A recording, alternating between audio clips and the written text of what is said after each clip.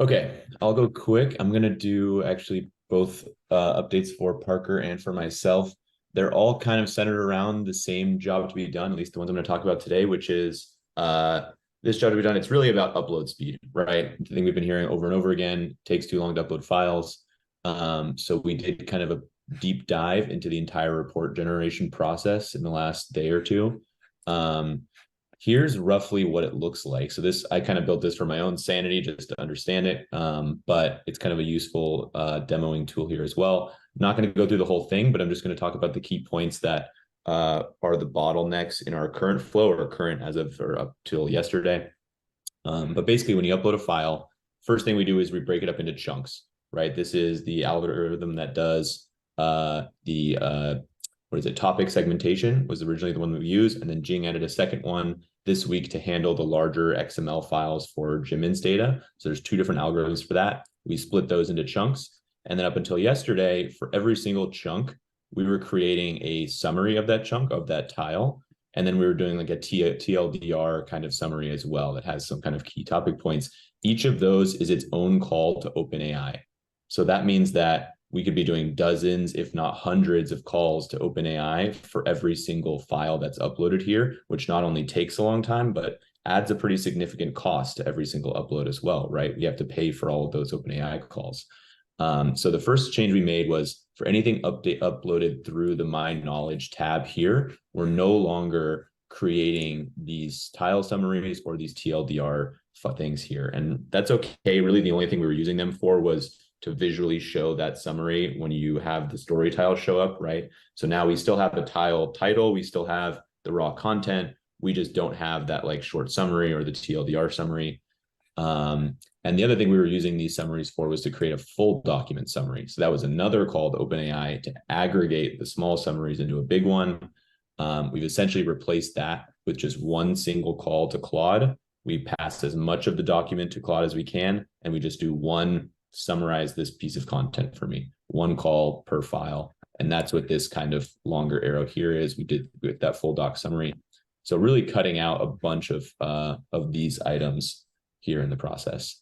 And that's helped a bunch. So some of the like test files that I use have been reduced in speed by 60, 70% in terms of upload time, which is a huge help there. The other area that we've started to optimize things is for Jimin's file specifically. So this is for the XML logic that was recently added. When we create these chunks, we have to make calls to OpenAI to vectorize those and then to load them into the vector database. So the way we were doing that was there's this text splitter operation that we get from LangChain, which goes through and recursively breaks down the content into smaller and smaller chunks until you have a small enough chunk that you can load into the vector database. Part of the problem with that is the function we were using to calculate the length has to tokenize the text every single time. So Jing, I don't know that we've even talked about this yet, but this was the piece that was slowing down the splitter logic. So basically, every single time we check that, we have to retokenize again. So we're constantly tokenizing and retokenizing the text over and over again, which takes a super long time.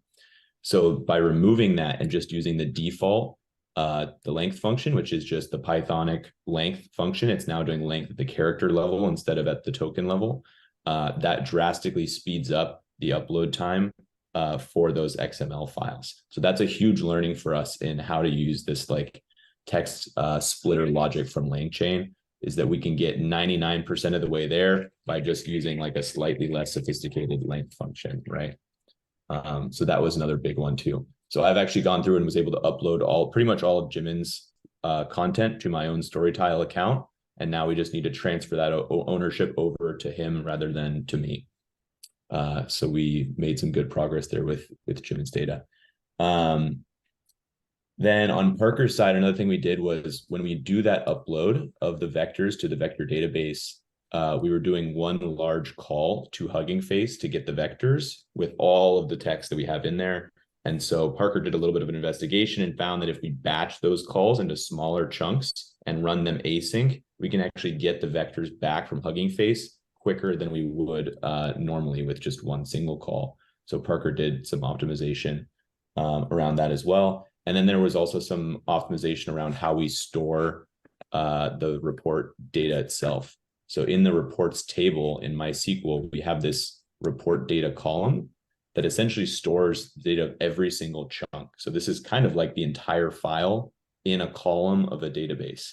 So for very large files, you could see how that could be problematic, right? If we're loading all of that text into a single column, it becomes very hard to write to the database and to read from it. So when you write those super large files, maybe it works, maybe it doesn't. And even if it does work, going to the My Reports page here takes forever to load because you're now trying to load the entire document from MySQL, basically.